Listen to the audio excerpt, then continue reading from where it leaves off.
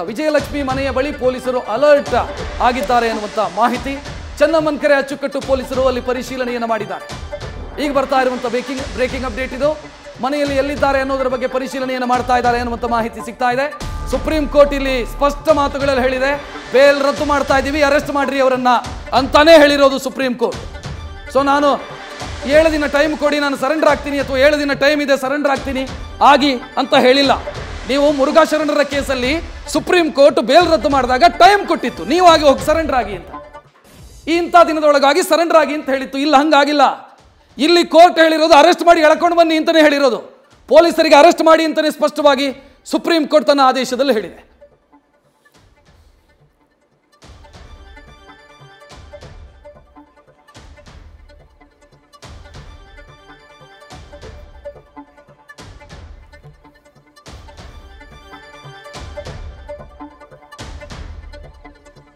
ಇನ್ನು ವಿಜಯಲಕ್ಷ್ಮಿ ಅವರ ಮನೆಯ ಮುಂಭಾಗದಿಂದ ನಮ್ಮ ಪ್ರತಿನಿಧಿ ಅಂಕಿತಾ ರೈ ನೇರ ಸಂಪರ್ಕದಲ್ಲಿ. ಅಂಕಿತಾ, ದರ್ಶನ್ ಇಲ್ಲಿ ಇದ್ದಾರಾ ಅಥವಾ ಇಲ್ಲಿಗೆ ಬರ್ತಾ ಇದ್ದಾರಾ?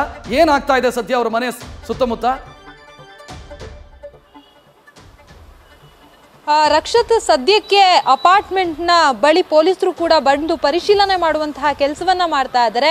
ನೀವು ನೋಡ್ತಾ ಇರ್ಬೋದು ವಿಜುವಲ್ಸ್ ಅಲ್ಲಿ, ಇದೇ ಹೊಸಕೆರೆಹಳ್ಳಿಯಲ್ಲಿರುವಂತಹ ವಿಜಯಲಕ್ಷ್ಮಿ ಅವರ ಅಪಾರ್ಟ್ಮೆಂಟ್. ಇದರಲ್ಲಿ ಸಾಕಷ್ಟು ಕಾಲವನ್ನ ದರ್ಶನ್ ಅವರು ಕಳೆದಿದ್ರು, ಅಂದ್ರೆ ಕಾಲ ಕಳೀತಾ ಇದ್ರು. ಇಲ್ಲಿ ಈ ಹಿಂದೆ ಜೈಲಿನಿಂದ ರಿಲೀಸ್ ಆದಂತಹ ಸಂದರ್ಭದಲ್ಲಿ ಇಲ್ಲೇ ವಿಜಯಲಕ್ಷ್ಮಿಯ ಜೊತೆ ದರ್ಶನ್ ವಾಸವಿದ್ರು. ಹಾಗಾಗಿ ಪೊಲೀಸರು ಕೂಡ ಈಗಾಗಲೇ ಸ್ಥಳಕ್ಕೆ ಬಂದು ಪರಿಶೀಲನೆಯನ್ನ ಮಾಡುವಂತಹ ಕೆಲಸವನ್ನ ಮಾಡ್ತಾ ಇದ್ದಾರೆ. ಅಂದ್ರೆ ವಿಜಯಲಕ್ಷ್ಮಿಯ ಈ ಒಂದು ನಿವಾಸದಲ್ಲಿ ವಿಜಯಲಕ್ಷ್ಮಿಯ ಜೊತೆ ದರ್ಶನ್ ಇದ್ದಾರ ಅನ್ನೋದ್ರ ಬಗ್ಗೆ ಪರಿಶೀಲನೆಯನ್ನ ಮಾಡಿ ಮಾಹಿತಿಯನ್ನ ಪಡ್ಕೊಳ್ಳುವಂತಹ ಕೆಲಸವನ್ನ ಕೂಡ ಈಗಾಗಲೇ ಸ್ಥಳೀಯ ಪೊಲೀಸ್ ಠಾಣೆಯ ಸಿಬ್ಬಂದಿಗಳು ಮಾಡ್ತಾ ಇರುವಂತದ್ದು.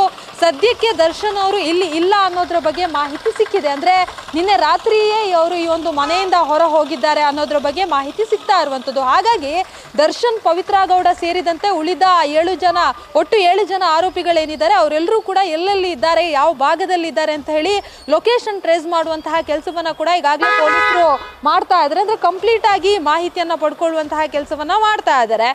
ಜೊತೆಗೆ ಈಗಾಗಲೇ ಈ ಒಂದು ನಿವಾಸ ಏನಿದೆ ಅಪಾರ್ಟ್ಮೆಂಟ್ ನ ಬಳಿ ಸದ್ಯಕ್ಕೆ ದರ್ಶನ್ ಅವರು ಇಲ್ಲ ಅನ್ನೋದ್ರ ಬಗ್ಗೆ ಪೊಲೀಸರು ಕೂಡ ಕನ್ಫರ್ಮ್ ಮಾಡ್ಕೊಳ್ತಾ ಇರುವಂತದ್ದು. ಈ ಭಾಗದಲ್ಲಿ ಇಲ್ಲ ಅನ್ನೋದ್ರ ಬಗ್ಗೆ ಹಿರಿಯ ಅಧಿಕಾರಿಗಳು ಜೊತೆಗೆ ಪ್ರಕರಣದ ತನಿಖಾಧಿಕಾರಿ ಏನಿದ್ದಾರೆ ಅವ್ರಿಗೂ ಕೂಡ ಮಾಹಿತಿಯನ್ನ ಕೊಡುವಂತಹ ಕೆಲಸವನ್ನ ಮಾಡ್ತಾ ಇದ್ದಾರೆ. ಅದನ್ನ ಹೊರತುಪಡಿಸಿ ವಿಜಯಲಕ್ಷ್ಮಿ ಜೊತೆಗೆ ದರ್ಶನ್ ಅವರು ಎಲ್ಲಿದ್ದಾರೆ ಅನ್ನೋದ್ರ ಬಗ್ಗೆಯೂ ಕೂಡ ಪೊಲೀಸರು ಬೇರೆ ಬೇರೆ ಆಯಾಮದಲ್ಲಿ ಮಾಹಿತಿಯನ್ನ ಪಡ್ಕೊಳ್ಳುವಂತಹ ಕೆಲಸವನ್ನ ಮಾಡ್ತಾ ಇದ್ದಾರೆ. ಇದರ ಬೆನ್ನಲ್ಲೇ ದರ್ಶನ್ ಪರ ವಕೀಲರು ಕೂಡ ಪೊಲೀಸರನ್ನ ಸಂಪರ್ಕ ಮಾಡಿ ನಾವೇ ಕರ್ಕೊಂಡು ಬರ್ತೀವಿ ಅನ್ನೋದ್ರ ಬಗ್ಗೆ ಮಾಹಿತಿ ಕೂಡ ಕೊಟ್ಟಿದ್ದಾರೆ ಅನ್ನೋದ್ರ ಬಗ್ಗೆ ಒಂದಷ್ಟು ಡೀಟೇಲ್ಸ್ ಲಭ್ಯ ಆಗ್ತಾ ಇರುವಂತದ್ದು. ಸದ್ಯಕ್ಕೆ ಪೊಲೀಸರು ಕೂಡ ಈಗಾಗಲೇ ವಿಜಯಲಕ್ಷ್ಮಿ ನಿವಾಸದ ಬಳಿ ಬಂದು ಇಲ್ಲಿ ಪರಿಶೀಲನೆ ಮಾಡ್ಕೊಂಡು ವಾಪಸ್ ಹೋಗಿದ್ದಾರೆ. ಸದ್ಯಕ್ಕೆ ಪೊಲೀಸರು ಹೇಳ್ತಾ ಇರುವಂತದ್ದು ದರ್ಶನ್ ಈ ಒಂದು ನಿವಾಸದಲ್ಲಿ ಇಲ್ಲ ಅನ್ನೋದ್ರ ಬಗ್ಗೆ ಅವರೇ ಕನ್ಫರ್ಮ್ ಮಾಡಿದ್ದಾರೆ. ರಕ್ಷತ್, ಥ್ಯಾಂಕ್ ಯು ಅಂಕಿತಾ ಮಾಹಿತಿಗೆ.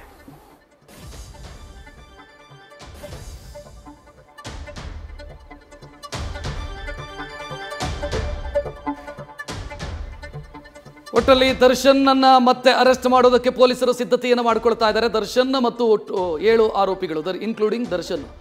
ಸೊ ಇಲ್ಲಿ ಈ ಹಿಂದೆ ದರ್ಶನ್ ಬೇಲ್ ಪಡ್ಕೊಂಡಂತ ಸಂದರ್ಭದಲ್ಲಿ ಫಸ್ಟ್ಗೆ ಬೇಲ್ ಸಿಕ್ಕಿದ್ದು ಮೆಡಿಕಲ್ ಕಂಡೀಷನ್ನ ಆಧಾರದ ಮೇಲೆ.